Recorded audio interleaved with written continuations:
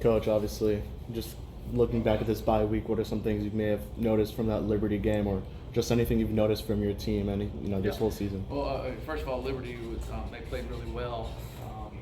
We caused some turnovers. With 2 minutes and 40 seconds to go, and for the half, it was 14-6, and we have a second down and 9. We misfit a run, and they ended up doing that and scoring. Then we had turned the ball over twice real quick. It kind of just got away from us right there.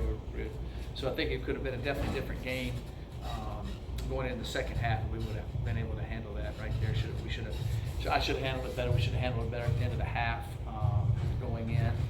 So they made some really good plays. Their running backs, I thought, were really hard runners. We didn't tackle them very well. That's one thing we have to do this week. We have to tackle better. We hadn't had that issue as much, but we had it against Liberty, and we're going to have it. They got big backs at New Mexico State, really big backs. So it's going to be important that we tackle those guys well. You guys sort of been talking about that, and New Mexico State runs some option type stuff a little bit like Liberty does, and we have been working on that and trying to get better at stopping that aspect of their game. You go from Caden Salter to Pavia, who's their leading rusher. Yep. I believe he leads the league in pass efficiency and pass yards. Just what have you seen from him these first? Diego's a really good player, really athletic, does a lot of different things in their option offense. They also bring in Eli Stowers, a big athletic guy, transferred from Texas A&M. He's made some big plays. They play him at receiver too, but he comes in and plays running quarterback quite a bit.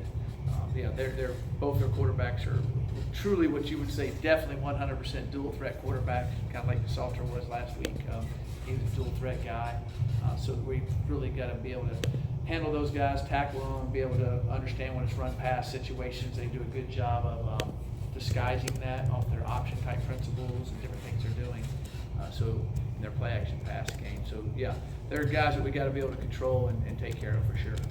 Obviously, the first time Kiwan has lost in a pretty long time. Just kind of what was your message to him through this week heading into New Mexico? Just go back to work. Learn from what he didn't do well, and he did some good things, and we had some other things happen to him. And overall, our team offensively, we need to play better. So I think just going back to work and regrouping and going up from there. And he's shown that since our last game, we had a few practices. And he's done well in practice and had a positive attitude, which I expect him to always have a positive attitude. He had mentioned he had a little ankle issue in that last game. He's good to go for. Yeah, he's good to go. He's good to go. And you gave a scholarship this week. Just talk to us a little bit about that. To me, we're excited about that. We had one scholarship available right now, and we thought another person was coming in before, and it didn't all work out. And so when I was looking at different guys on our team, and then Mink started and played the whole game and did well in the game. And I thought he definitely had earned it. He played for us some last year, and he's really earned the right for that scholarship. And I thought it was time to give it to him. And the kids, of course, loved it. And I was really excited for me and for him and his family and everything. So it was a great moment, and he's something that he's earned and done well to earn it. Coach, after not forcing any fumbles against UConn, FIU forced 2 against Liberty and recovered both of them. Did in preparation for that, did anything change defensively between both games that lended success to that, and how do you keep it going against the Aggies? Well, we work on causing turnovers all the time coming to the side. We caused another one over on the other sideline, but they touched it when they were out of bounds. They kept it in bounds. We weren't able to get on that one. But the effort and the intensity and, attacking the football, and then also, making sure we're tackling correctly. So we work on that constantly, and hopefully we'll be able to keep doing that and causing those turnovers. Had a big interception by CJ, which was good. Thought we had a chance for a couple others, just didn't get them. But we definitely have to cause turnovers and making that happen. And sometimes you hit them hard and the ball you hit it just right and it pops out. It's kind of semi-luck. And then other times you're trying to pull it out. We had a couple times we pulled the ball out and did some good things with that. Yeah. Coach, on special teams, Jalen Bracey had 2 solid kick returns against Liberty, 41 yards total. Just what have you seen from his growth, specifically as a kick returner? Yeah, Jalen is good at that. Our guys are starting to block a little bit better for him up there, which kickoff returns are hard. Everybody's running full speed. It's hard to stay on the block, but we're starting to get a better feel of how to block the guy and be able to stay on just long enough that Bracey can get by him. And so our timing's getting a little better on that. And he's hitting it downhill and hitting it hard, and I've been very impressed with him. Coach, New Mexico State's offense against Western Illinois dropped 58 points. Just how much film has the defense been watching from that game in preparation for the best of their offense? We've watched all their games. Looked at games from last year too, and put together what we think how they'll try to attack us. And we know they'll take some stuff from Liberty that Liberty did to us at the option. So we've been working a lot of the Liberty stuff also that they'll steal ideas from and put in their scheme, which they have it in their scheme. So really working hard at all that type of thing for us. And, it's stopping the option type principles, and they also run stretch, and they also are able to throw the football well, spreading you out and different things. So we've been working hard on that. But you got to trust your eyes. You got to be in the right fundamentals. You got to do the right technique, or they can get you. Kind of feels like we haven't spoken too much about CJ Christian, but on almost every game it feels like he's causing some type of a turnover. Yeah. What have you seen from him? Yeah, CJ's an excellent football player. Very, what I would call an active football player. He's all over the place. Gives a lot of effort, and he's made a lot of good plays for us. So, really enjoy coaching CJ.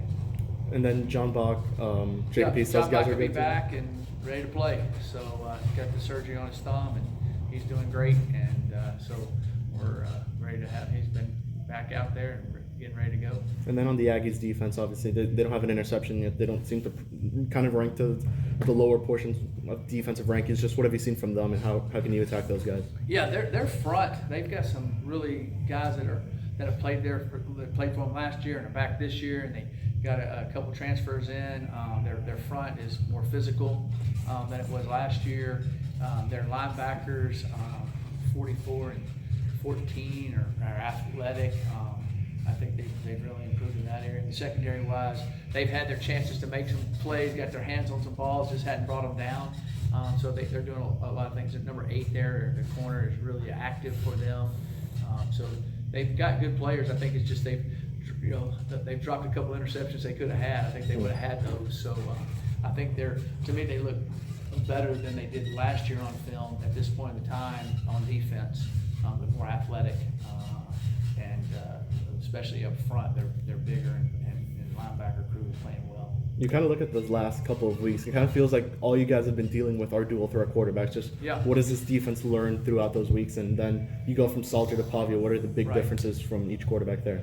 Well, there's differences, but mainly they can attack you with their feet when the pocket breaks down. That's what you keep seeing with Fabio and with Salter. When the pocket broke down, they're able to go turn a 5-yard scramble into a 30-yard scramble. Salter had a long one the other day, but we ran him down and knocked the ball loose. That's what we said. When they get in open field, let's try to get that ball out on them. So we'll work hard on that. And Diego can do the same thing. He can do the same thing, and is able to make plays with his feet. I guess how much has this bye week helped you guys kind of to get healthier, rest up a little bit? Yeah, it definitely has helped us to get a little bit healthier. It's also, I'm pretty sure, helped New Mexico State to get healthier and recover from their long plane ride from Hawaii, which I've done that a few times. So that's a good thing for them to be able to recover from that. So, the guys we had a spirited practice today, and that's what I expect out of them. So it was good. And Coach, obviously both FIU and New Mexico State have changed quite a bit since last year's matchup, the 21-7 win for the Panthers. But still, how much of that game plan do you think will translate to this matchup, if any? I think some of it will translate on both sides. I know both sides are guaranteed watching it and seeing what each side did in the game. But both teams have, some of the personnel's changed, some different things have changed. They're doing a few different things on offense that are really good, and defensively too. They're changing a little bit over there for sure. And so have we. So there's some similarities, but there's also been quite a bit of change, and it's probably going to see more and more of that since this transfer world the way it is. Different people change, and so you kind of change philosophy on defense if you lose a couple guys, or a philosophy maybe a little bit on offense. You keep the basic, but you might change different things you're doing in it. We faced Diego last year in the second half. They had another quarterback we faced in the first half, and he's kind of solidified himself as their quarterback. So that's a difference for us, because we didn't really know who we were going to face last year going in. And Coach, this is the first of many Wednesday night football games. Just how excited is the team for playing on an unusual day? The guys are excited about it. We're treating Wednesday is Saturday and Thursday Sunday. So really today, Friday, is a Monday for us. It's a Monday practice. It's a Monday day. And so we look at it that way, and we just flip it and go with it. So the guys are excited about it. I think, I think it's great for the conference. As you know, last night you saw 4 teams play last night on national television. One went in overtime, so it's really good. And then, this Wednesday they'll be playing on. There's other ones playing on Thursday. So we're getting a lot of Conference USA all over the country on national television, and that's great for each school, for each football program, and we feel like it's great for us and our football program and our school. You like the Wednesday night start time? I would rather play Saturday. I think everybody would say that, but with us being able to be on television like that, I think it's a no-brainer for our conference, an absolute no-brainer. I mean, all the people being seen, all the games being watched, and our conference, I thought, did a good job of how we're doing it just in October, and we have an open date, and then we have an open date afterwards, and so there was some. So I think it's just great for the kids. I think it's a win-win all the way around, except it's on Wednesday night. But here's the other thing on Wednesday night: there's no other games on, so people are going to turn it on and watch it and see it, and sit at home and say, hey, we'll flip the channel. Oh, there's a game on, and they're going to watch a little bit of it, and so I think it's great access for the conference and for us. Anything else, guys? Thank you, Coach. All right, thank you very much. Thanks, Appreciate it. Coach.